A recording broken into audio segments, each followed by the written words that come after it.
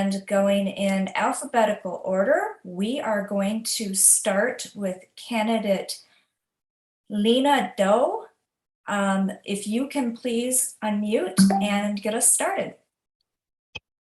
Good evening. My name is Lena Delm. I am a 10-year resident of Dublin. I live here with my wife and our 2 dogs. I'm a first-generation American, daughter of immigrants. My education and background is in politics, public administration, and psychology. I've worked in politics for 10 years as a political aide, and now I work in the private sector with our family business, where we are a referral service for interpretation and translation service to help limited English clients navigate services. I have a lot of board and commissions experience, including the City of Dublin Planning Commission. I'm also a member of the Association of Junior Leagues International as a board member. As a city council member, my focus will be improving public safety in our community, working on improving pedestrian safety, economic development, and supporting small businesses, because small businesses are very near and dear to my heart, because I work for a small business. Improving mental health access, because that's my psychology background, and enhancing cultural diversity. I'm running on 3 C's: change, compassion, and community. I want to help reaffirm our sense of community and compassion for others and move forward together to affect the kind of change that will make Dublin a better Dublin for all. Thank you. And I hope to answer all the questions tonight. Thank you. And next, Jean Josie. I want to thank all of our hosts for holding this forum today. I'm Jean Josie. I'm currently serving as the Vice Mayor of Dublin. I've been a Dublin resident since 2000 and on the City Council since 2018. When I'm not doing city work, I work at Dublin High School as a coordinator of our in-school tutoring program. I'm running for re-election to City Council because while I'm very proud of the work that our council has done in the last 4 years, there's more to be done. In my first term, we opened multiple new parks with 3 more in the pipeline, improved traffic by bringing more intersections into our network of adaptive signals, designed and started on the Cultural Arts Center, created and moved forward on the downtown preferred vision, increased public safety by adding officers and adding a new behavioral health unit for our police department, and worked with our Tri-Valley partners and Access Health to create a mental health urgent care center for our residents. We've also moved the needle on affordable housing by approving 2 fully affordable projects of over 400 units in our downtown and converted over 1,000 of our existing apartments citywide to deed-restricted reduced rent units for those with moderate incomes. In addition, we've made strides toward reducing the city's carbon footprint and preserving the planet. We passed the first in the Tri-Valley Climate Action Plan for 2030 and beyond, and we're moving to bring Dublin to carbon neutrality. We've embarked on a $20 million plus energy efficiency and resiliency project to, among other things, keep some of our city's facilities and major intersections self-sustaining and operational in the event of a power shutoff.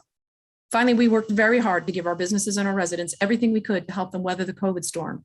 We offered technical assistance to help our businesses transition to online commerce, handed out hundreds of thousands of dollars in grants and loans, and changed the municipal code to facilitate both temporary and permanent outdoor dining.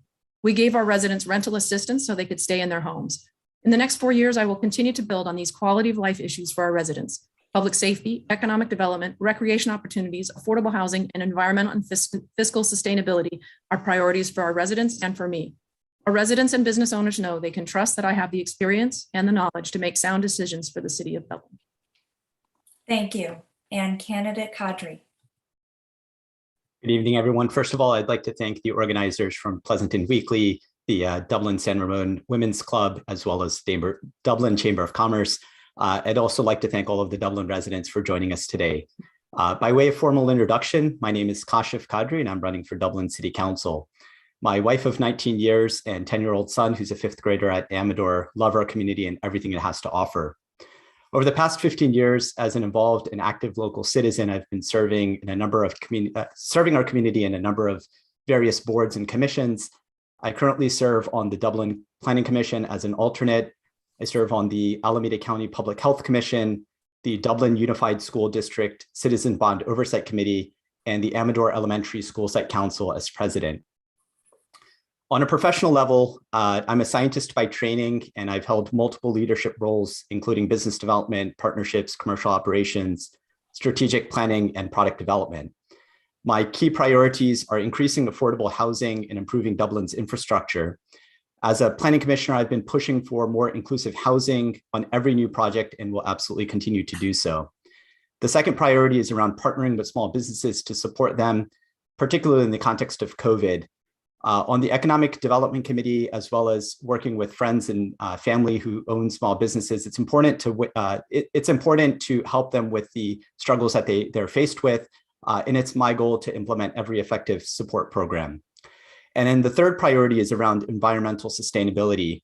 And we absolutely need to ramp up sustainability efforts and protect the environment by focusing on smart infill redevelopment, creating business hubs through mixed use development, and pushing for up-to-date and accurate environmental impact reports. As a planning commissioner, I've pressed hard for updated assessments so that we can not only understand what's going on with the environment, but then also mitigate against any potential harm. And thank you for this opportunity.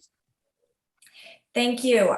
Since we don't seem to have a timer, I am going to keep the timer and I will alert you when, by doing something like this, when you have 30 seconds. And you have 90 seconds to answer questions. We're going to start with candidate Josie, and Sierra is going to ask the first question. Thanks, Gina. Okay, question 1. Housing is among the top concerns for voters headed into the city council election. As you know, there are many related factors to consider, in addition to increasing state mandates, such as unhoused and underhoused individuals, the water supply, school and traffic impacts, just to name a few. What is your view on the regional housing needs allocation, or RHNA, numbers the city received for the next cycle and the housing element draft? Specifically address the housing site list and the implications of not meeting the goals. Thanks. Of course, that's the big question that all of our residents want to talk about always, is growth. And they want to talk about it in relation to what we've already done, which isn't really relevant to the RHNA cycle. The state wants us to always do more. And so the numbers that we got, the 3,700 new homes, it's an awfully high number for a city that's been the fastest growing city in California in the last decade. In addition, the breakdown is for not just affordable housing, but it's for market rate housing as well. Of course, we have not met our affordable housing numbers in the last few cycles. No city in the state, to my knowledge, has met their affordable housing goals. We are way over our targets on market rate housing, but that's how you get your affordable housing. In lieu fees, inclusionary zoning, all of that plays into it. Of course, water is a big deal, but newer construction is very water friendly. And so it uses less than existing units. We're putting in drought tolerant landscaping. We're doing a lot around water. We always ask DSRSD to make sure that any new development that comes in can be served by DSRSD. We can't consider school impacts, as most residents know, but we have more that we can do with our transit oriented district and affordable housing. And we have to provide more housing. We don't have much of a choice. Thank you. Gina, you're muted if you were speaking.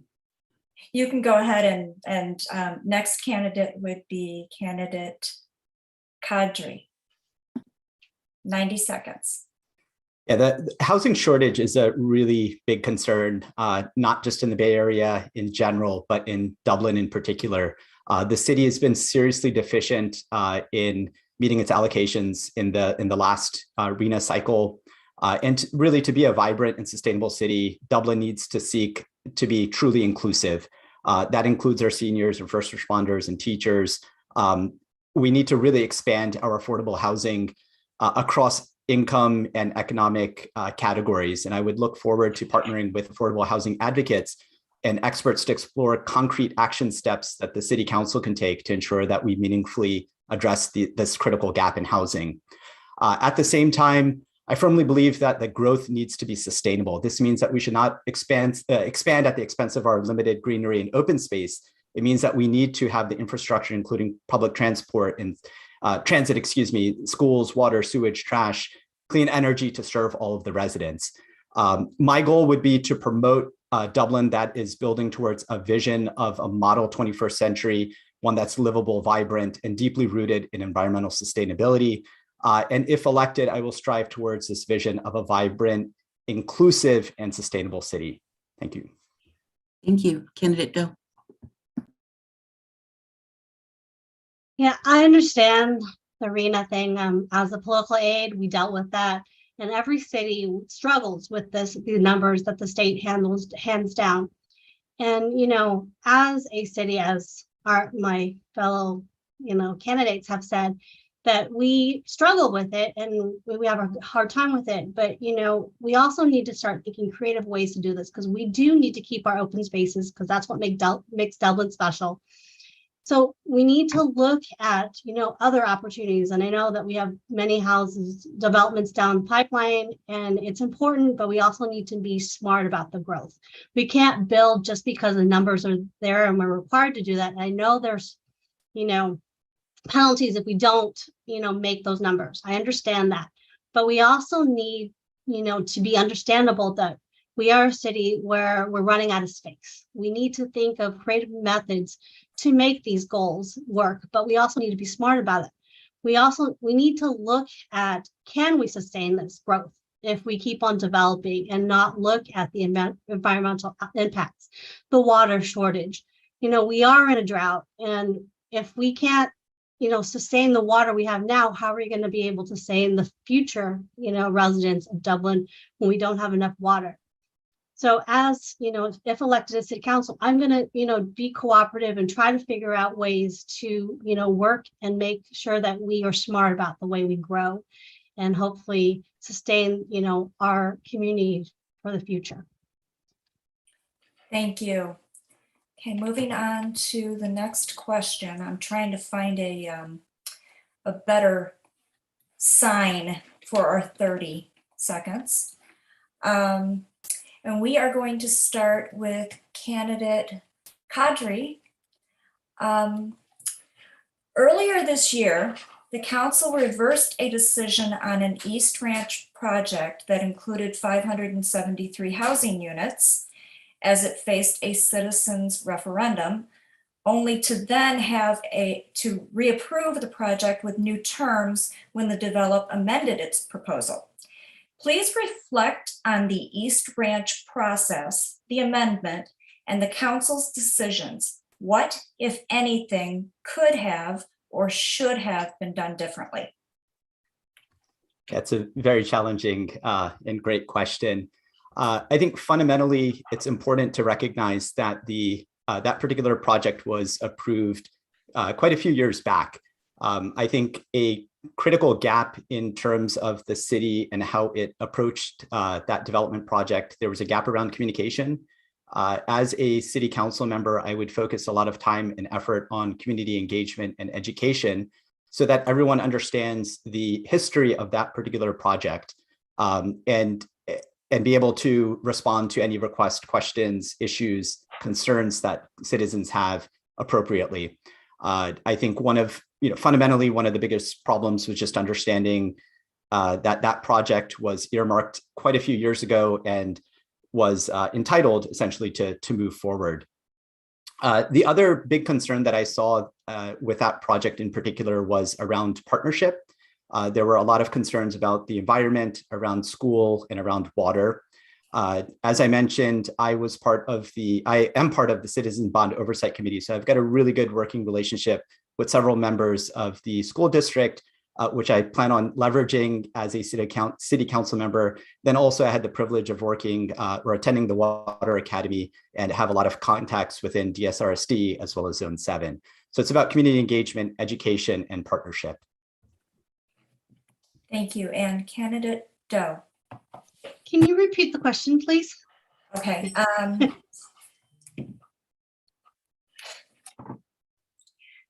Earlier this year, the council reversed a decision on an East Ranch project that included 573 housing units as it faced a citizens referendum, only to then have to reapprove the project with new terms when the developer amended its proposal.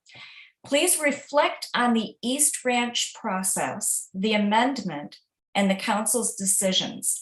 What, if anything, could have or should have been done differently?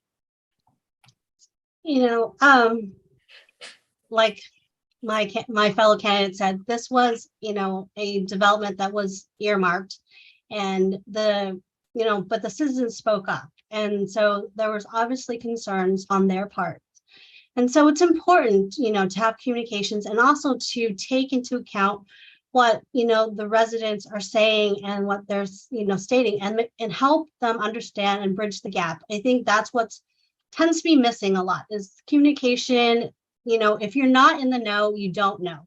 And I think that's what happens is, because I, wasn't on the planning commission for 5 years, I, kind of fell off, the face of the earth.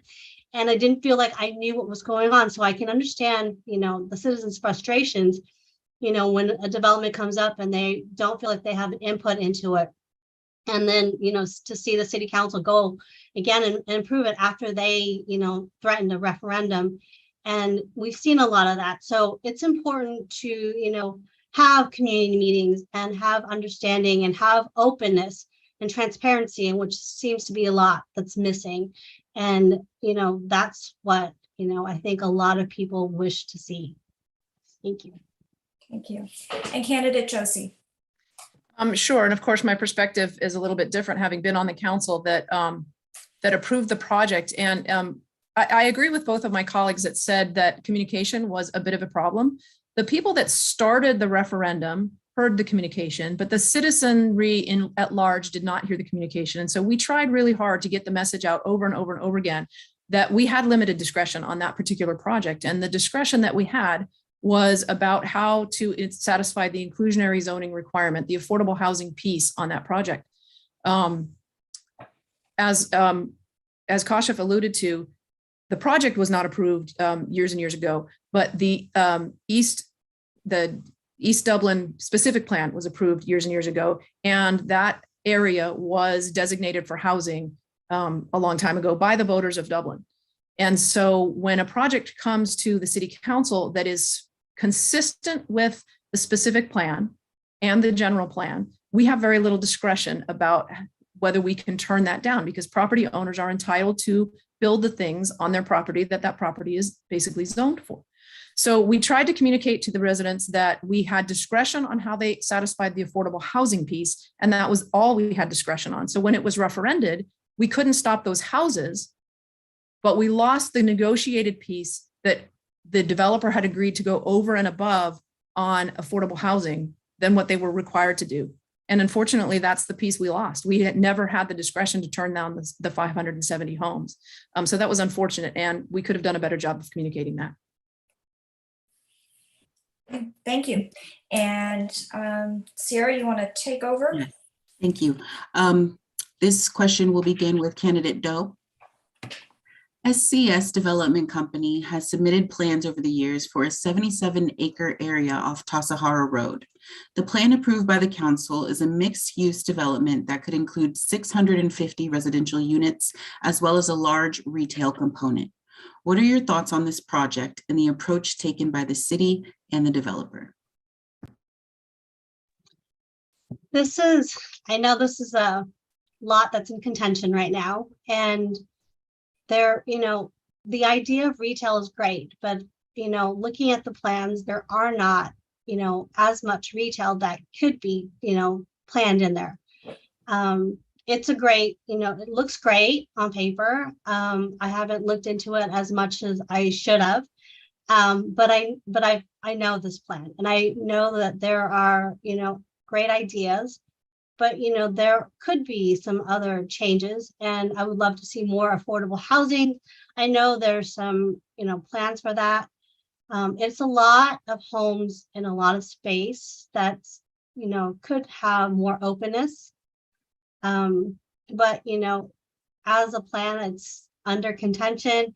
I don't want to, talk about it too much, but, I would love to see more open space in that area, and more transport friendly, pedestrian friendly areas. I know that there's connectivity, but there's not a lot in that plan. Thank you. Candidate Josie. Thank you. First, we have to be a little bit careful about wording and saying that there's a plan that's approved by the council on that parcel. There is not. We have a preferred vision for that parcel that was developed by the citizens in conjunction with the Planning Commission and the City Council and the property owner, because several projects have been brought forth on that property and all have been rejected by the citizens of Dublin and the City Council. What is approved is a preferred vision that is not legally binding. It's not legally binding on the city and it's not legally binding on the property owner. However, it is the culmination of a long consultant-led outreach process with the citizens of Dublin to say, what do you want to see on this property that is also economically viable? It's something that could be built, something that the property owners can bring forward that they're willing to build and that brings the city what they want. So the idea was that, you know, the citizens want one thing, the property owners have rights, and we want to see something that the citizens want to see. So I would love to see an actual project that is consistent with that preferred vision, because it's what the citizens of Dublin said they want to see on that project.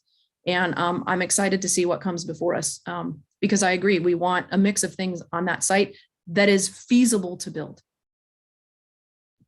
Thank you. Candidate Kadri.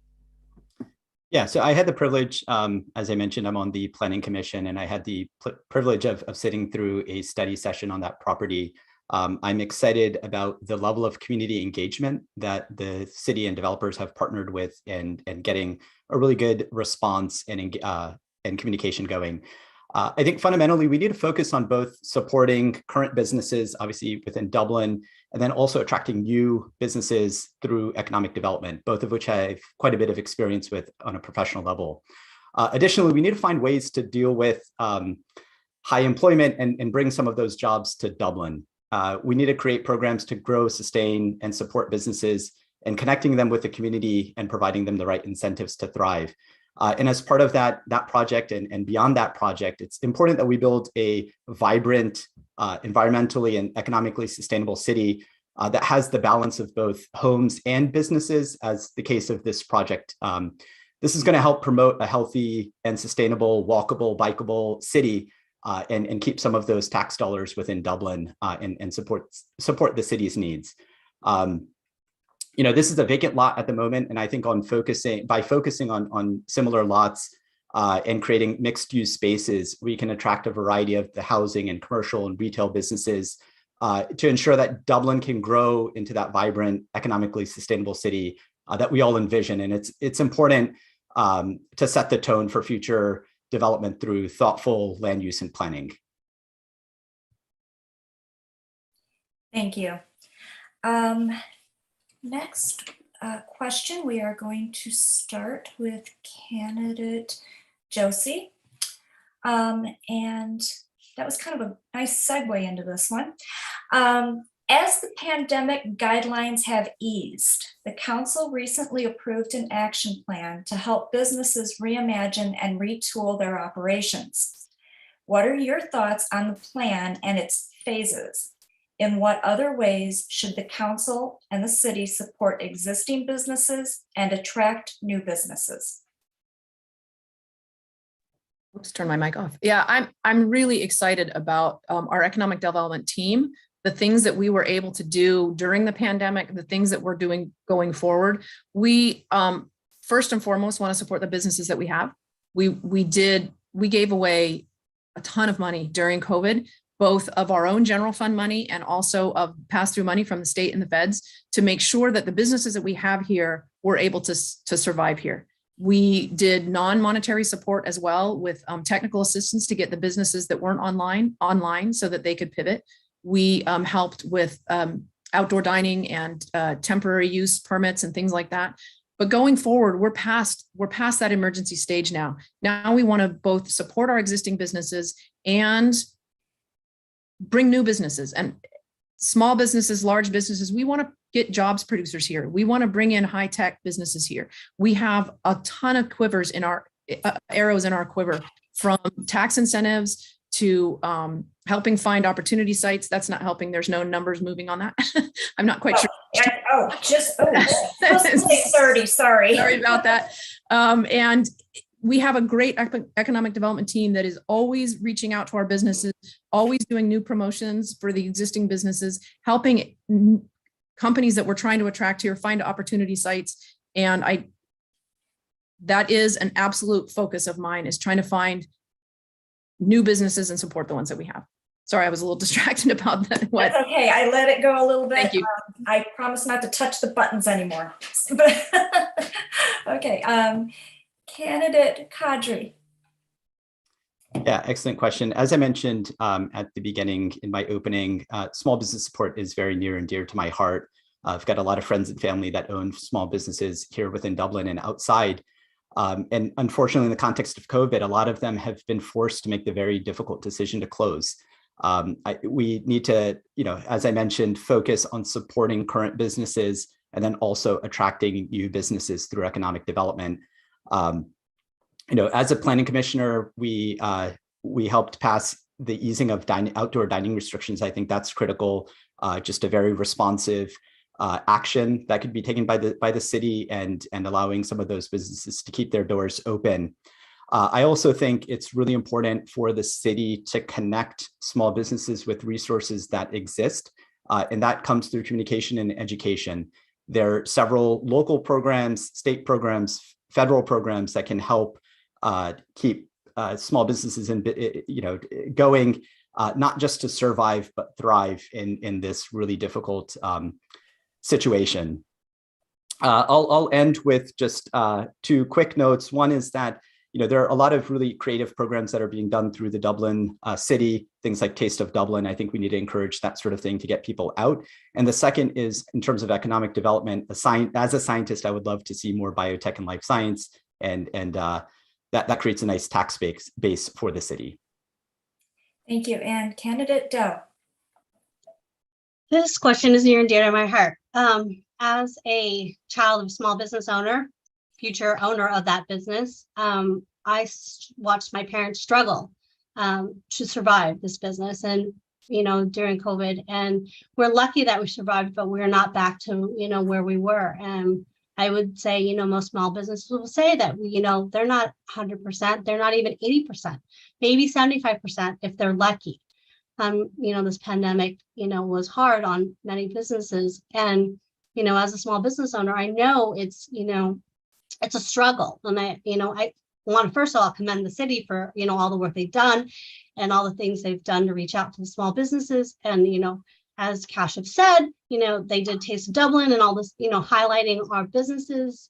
That's great. Trying to making customers come to the business. That's great, but they're still struggling, and a lot of immigrant families don't ask for help. And, we need to reach out to them.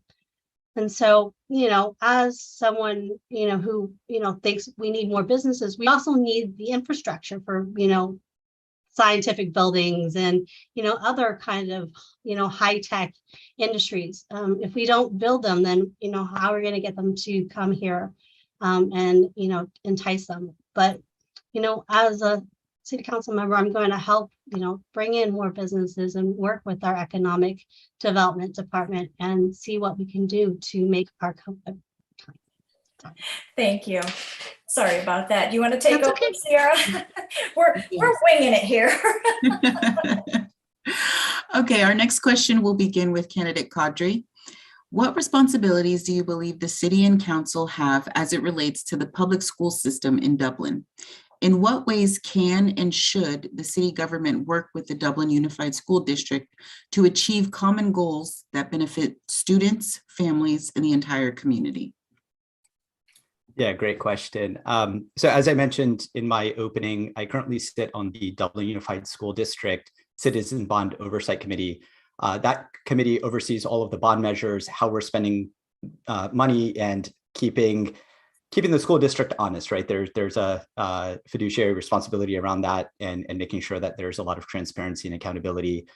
Coincidentally, that report was presented to the school board last week, and got really great feedback. The key part of city council is around communication and partnership. Right. And I mentioned that earlier, but that part is really important to make sure that everyone is sitting down on the table, having that open dialogue, understanding the needs from both ends in terms of new development projects and where we sit with school overcrowding or on the cusp of school overcrowding. Making sure that the communication is direct and open and transparent is really critical. And as I mentioned earlier, I plan on leveraging my relationship with the school district members who I've worked with alongside for the past 2 years and leverage that relationship. Thank you. Candidate Doe. I believe the role of the city council is to work with the school board and the school district, even though we do not have direct, oversight or anything, but we need to work as a partnership, because the schools impact the city and the city impacts the schools.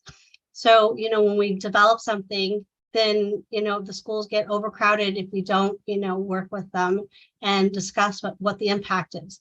So that's the important, that's the important role of the city council. As a public school student and someone who loves education and is constantly learning, I believe that, if we do not, take into consideration everything, that comes together, we will have wonderful schools, but we will have no place for the kids to go. And then that can impact on housing in our city if people do not want to come to Dublin because they don't have a place for their kids to go to school. So I think our role as city council members is to work together and in partnership and have, joint sessions and discuss these things and, and look at what the impact is for our future and the future of Dublin. Candidate Josie. Thank you. Yes, and of course, this question is one that's super important to me, given that my day job is with the Dublin School District. And I sit on the school district city council liaison committee, and I have for the last 4 years. And of course, we have to partner with our school district. We have not exactly the same constituency, but overlapping constituencies. All of their constituents are also our constituents. And so we do everything we can to partner with the school district. In our liaison committee meetings, we of course talk about the upcoming development and make sure that they know what's coming down the pipeline so that they can plan for their enrollment numbers. We make sure that the projections that they're presenting in their annual SFNA report take into account projects that we know are coming up. We partner on joint use agreements for city and school district facilities. We have we pay for their crossing guards. We have given or very cheaply sold the school district land in order to build 2 of their newest schools and one that's coming up. We lease space from them for our after school program so that their kids have a place to go after school. We have a ton of ways that we partner with the school district, and making sure the lines of communication are open are really key. And the relationships that I have with the school board members and with the staff at the schools it has come in absolutely invaluable on the school district. So while we can't consider school impacts when we approve or disapprove a development, we certainly do take those things into consideration in the global sense. That was great timing. Okay, so we are on to question 6 now, and we're going to start with candidate Doe. The Alameda County Sheriff's Office recently removed 47 deputies from active duty after they scored poorly on psychological exams that were part of an internal audit. An audit done after a sheriff's deputy was arrested for allegedly murdering 2 people in Dublin. Do you feel there are grounds to review and possibly revoke the contract with the county sheriff's office for police services? Is it time Dublin created its own police department like most of its neighbors? Why or why not? First of all, I want to address the mental health issue because as someone who studies psychology and is working on finishing her PhD, I believe it's very important to take into account the mental health issues that, affect our officers. And, I totally understand if officers, failing that and then being removed because it's very important to have, strong mental capacity when you're in a line of duty, and the public safety of both you and, the people you are serving are on the line.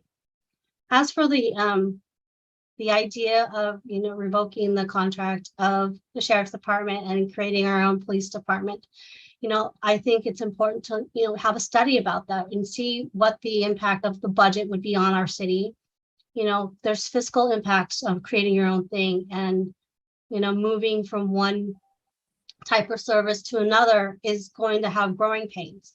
So, it would take time, and it would take some study. It would take some, planning to make that transition smooth, if that's what was best. Of course, this would be meetings with this public and everything. So, this is not a yes or no answer. It's we need to look and see if this is beneficial for us and the people that, of Dublin. Thank you. Great, thank you. And candidate Josie. Thank you. Yes, that report was staggering. And the morning that it came out, I did ask our city staff if any of those officers were Dublin police officers. I do not have the full data on that. I don't know that we've been given that information yet. I'm waiting on that result. I don't believe they are, but if they are, I don't believe they'll be serving in Dublin any longer. Don't know the full information on that. Several things about the psychological profiles. Those officers never should have been hired in the first place. I'm glad that they are not on active duty right now, other than at their desks. Taking 47 officers out of the Alameda County Sheriff's Office puts a strain on all the other officers. That situation is exceedingly unfortunate. But to the contract with Alameda County Sheriff's Office, no, I don't support revoking that contract or even going down that review. We know what the fiscal impact would be. It would be hugely impactful, and it would also impact the day-to-day operations. The benefits that we get from having that contract are huge. When an officer is injured or an officer goes out on leave for any reason, we get backfilled with a new officer. If we were on our own, we would have a vacancy rate of about 80%, about 20% at any given time with officers out for one reason or another. When we have an incident in Dublin, we get more than the Dublin police officers respond if it's a large incident. The mutual benefits of having that contract are huge, but we pay very close attention to the data and which officers are serving in Dublin. And I could talk about this for hours and I don't have the time, but we check our data very carefully. Thank you. That was good stuff. Candidate Kadri.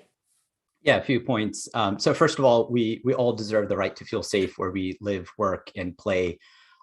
Specifically addressing your question in terms of public safety, I do believe we need to initiate more public community oversight, creating checks and balances, and make sure that everyone is in line and we have that accountability, transparency. Over the summer, I had the privilege of attending the Dublin Citizens Police Academy, which was really eye-opening, just understanding all of the services that are at our disposal and available to us. In terms of switching out from the contract model to creating our own police force, there are issues around budget and the expense of not only creating the services, the cars, the vehicles, the equipment that's involved there and the resources, but then also we lose out on the scale. If there is an incident, we have access to a much larger pool of officers and equipment, really specialized equipment that we probably otherwise would not have access to.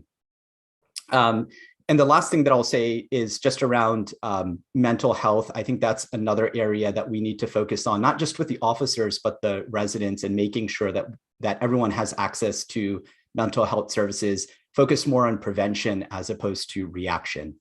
Thank you. Thank you. And Sierra is going to ask our last question before we go to closing statements. Okay, and for this one, you all have probably gotten into our rhythm by now, but we'll be starting with candidate Josie. Traffic congestion on city streets from commuters, drop-off and pickup times around schools, and car accidents are major headaches and seem to only be getting worse in Dublin. And of course, there's the concern of increased traffic associated with future housing developments. What ideas do you have to alleviate these problems? Thank you. I think our traffic has actually gotten a little better in the 4 years that I've been on council. We have added more and more of our major intersections to the cable network, the fiber network. And so we have more of them that are now adaptive signals, which means that we don't set the timing once during the day and forget it. They adapt given the conditions at the intersection at any given time. And we are continuing with that work. And of course, the work from home has helped a little bit during the pandemic. So I can't take credit for that. I am, however, on a couple of regional committees that we look at that. I'm on the Wheels Bus Board, and we are always looking at how can we get people out of a single person, a single car, and into carpooling and into buses and to use BART and to do these things, not just for traffic, but also for the environment, because those things are super important. I do think when Emerald High opens, that's going to help a little bit with the morning commute. People that are commuting, getting their kids to Dublin High. We only have one east-west road across town, as everybody knows, and then the freeway. So it's very hard when everybody's going at the same time. This is another way that we partner with our school district, but having the bell schedules the way they are with middle school and high school starting so close together. Those are conversations that we have about, is this what's best for Dublin? So all of those things are important, but carpooling is really key for residents when they're trying to get their kids to school. Staggered work schedules are important, making sure that transit comes back as people get back to work. Thank you, Gina. Thank you. Candidate Kadri. Yeah, I think we need to push for smarter solutions for traffic flow and easing some of the congestion as part of a larger vehicle traffic control system. Intelligent traffic lights paired with traditional lights with sensors can really help the flow and really ease some of that both vehicle congestion as well as pedestrian traffic. And I'm absolutely committed to finding ways in which we can plan and invest in transportation to reduce these problems. Also wanted to mention that we need to really focus on addressing the lack of accessible and affordable transportation options, public transportation options. I think that's really important, and that obviously requires a lot of partnership with other services and agencies.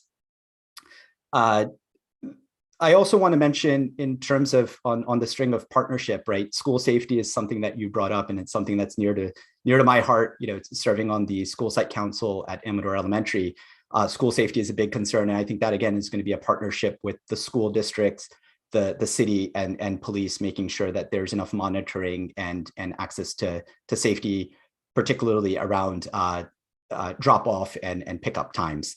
And the final comment that I'll make, as the environmentalist, right, we need to focus on making Dublin more walkable and bikeable, because that fundamentally is just going to reduce cars on the road and generally ease traffic.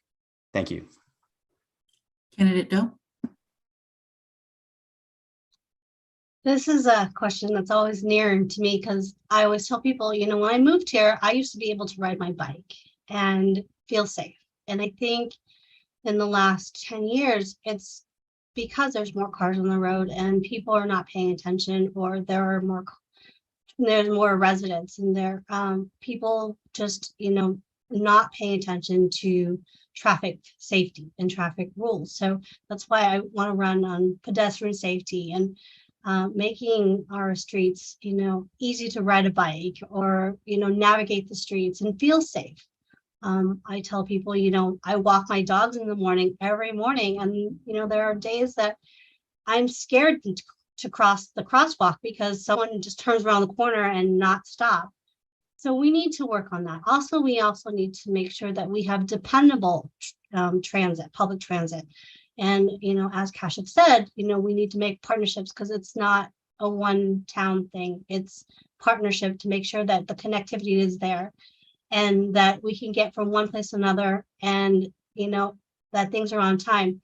And, it needs to be affordable for people who do not have cars. So, to make our streets safer and less congested, we need to work on our public transit connectivity. Thank you. Thank you all. That marks the end of our questioning period. Each candidate will now have up to 3 minutes to provide closing statements. We'll go in reverse alphabetical order and start with candidate Kadri. So after listening to the other candidates, while there is some overlap in our thinking in terms of our platform, there are a few key and specific differentiators in my platform, which uniquely position me and qualify me for this opportunity to serve on the city council. The first is around housing. We absolutely need to ensure inclusive and affordable housing across all income brackets. We need to do this responsibly and sustainably, ensuring that we have the adequate infrastructure and services to support this. We mentioned school and water services, but also police, fire, things along those lines. The second is my commitment and combination of community service and professional experience, in managing complex and substantial budgets, partnerships that have generated growth for businesses, and implementing new and innovative technologies, which again make me uniquely qualified to address the challenges of Dublin. As I mentioned, I've been serving on a number of boards and commissions within Dublin and look forward to serving this new capacity. I've been honored with several endorsements, including council members Mike McCorriston, Sean Kumagai, former Mayor Tim Sabranti, and Eric Swalwell, the Alameda County firefighters. A complete list can be found on my website, kashiffordublin.com. And finally, I think it's vital that we have people serve on the Dublin City Council who will represent Dublin, with integrity and strive for the well-being of each and every one of the residents. My primary goal is going to be to be the voice of Dublin, represent it honorably, and grow the community to even greater heights. Over the past few weeks in particular, I've had the pleasure to connect with so many of you, and I will continue to do so as a council member. I want to understand the things that you love about Dublin, but also your issues and concerns and problems so that we can work to resolve those. Let's come together and work on common solutions. Based on these conversations, I've shared my thoughts on my 3 priorities around inclusive housing, small business support, and environmental sustainability. And you can read more about these on my website, kashiffordublin.com. Again, I'd love to connect with each and every one of you. Please visit my website. Let's connect. Let's engage. We absolutely cannot do this without your support. There are a lot of really wonderful things about Dublin. It's why we all choose to live here. Let's work together to tackle the areas of improvement. So once you receive your ballot, please remember to vote for the candidate with the education, the experience, and the plan to improve Dublin, that candidate being Kashif Kadri. And in closing, I'd like to thank the organizers, Pleasanton Weekly, the Dublin Chamber of Commerce, and the Women's Club of San Ramon and Dublin for putting this election special together. And thank you to all my Dublin friends, family, and neighbors for participating today. Thank you.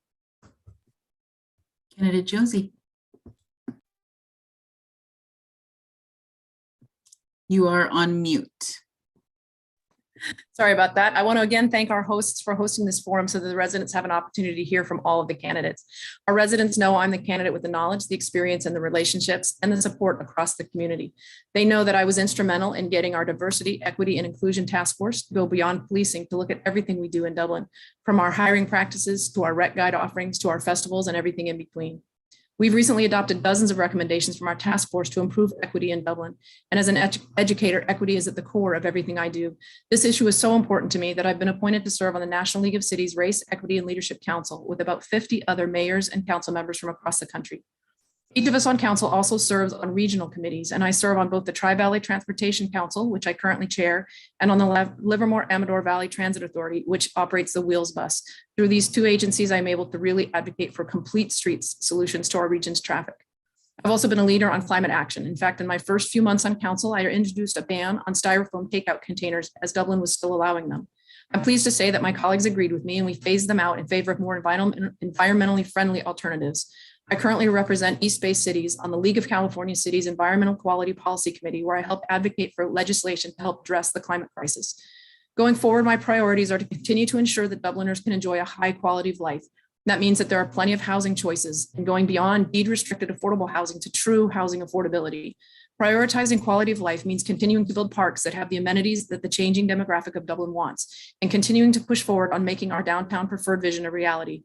It means ensuring that we have the right mental health resources and in addition to our police and fire services that keep all of our residents protected. It means growing our economic base and bringing more jobs producing businesses to Dublin to shorten our residents' commutes. It means leading on climate action. It means demanding reproductive healthcare rights. It means seeing all people as worthy, regardless of gender, sexuality, ethnicity, or race.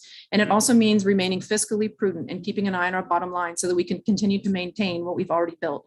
And it means giving residents what they want from their local government. Representatives who will remain accessible, listen to them, consider all sides of an issue, and vote with integrity for the good of all of Dublin. Because of my leadership in my first term, I'm endorsed by a wide coalition of state and regional leaders, community members, and organizations. I can't possibly name them all in the time we have remaining, but you can go to my website at jeanjosie.com for a complete list. Some familiar names are Congressman Eric Swalwell, State Senator Steve Glazer, Assemblywoman Rebecca Bauer-Cahan, Supervisor David Halbert, Mayor Hernandez, and the entire Dublin Council, the Dublin Teachers Association, Alameda County Firefighters, the Alameda County Democratic Party. Thank you again for your time. And remember, please vote Jean Josie for Dublin City Council.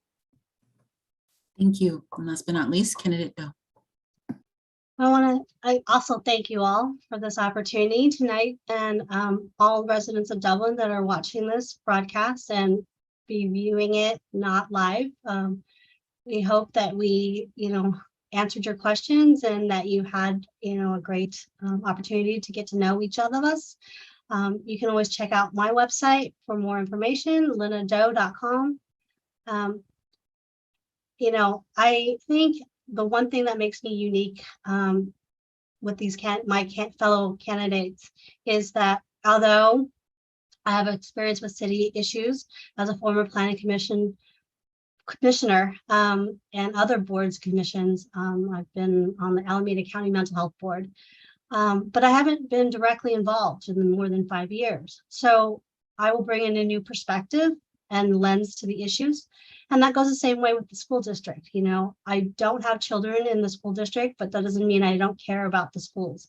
I know the importance of education, our schools, the safeties, and the impact and connections the schools have with our city. So as someone who's seen as an outsider right now, I will bring that outsider view to the city council.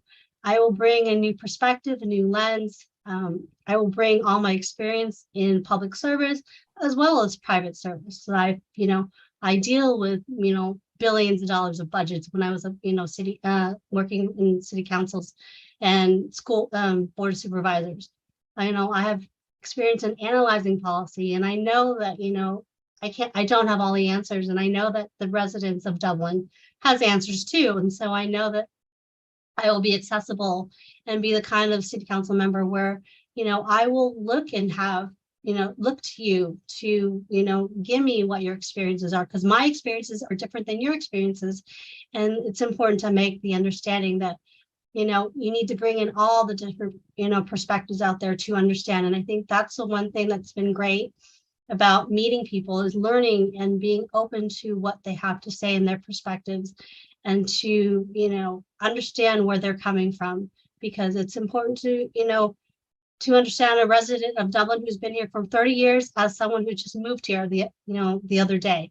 There's a reason why, we all call Dublin home. And, I want to see a Dublin where you have kids and then they go away, but they come back because they've had some wonderful experiences.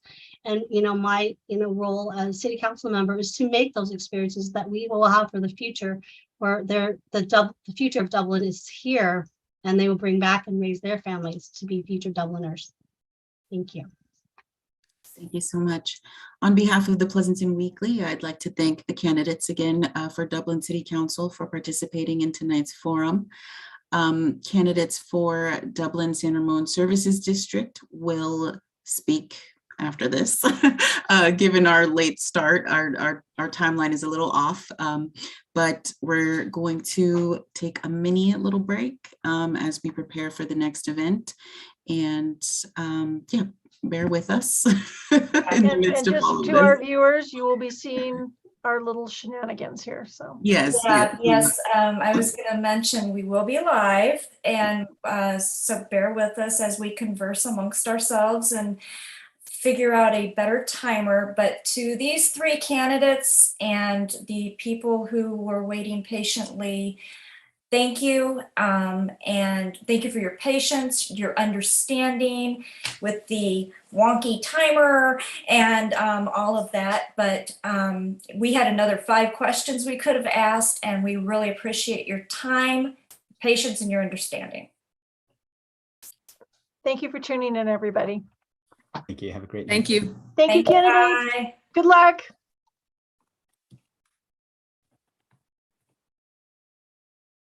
Oh, shoot. Okay, I have a timer that I think might work. And I'm going to try adding it now. And I'm going to let Arun and Anne Marie in. Okay. Okay. Yeah, that was an interesting first for me. Yeah. Trying to ask questions time. Okay.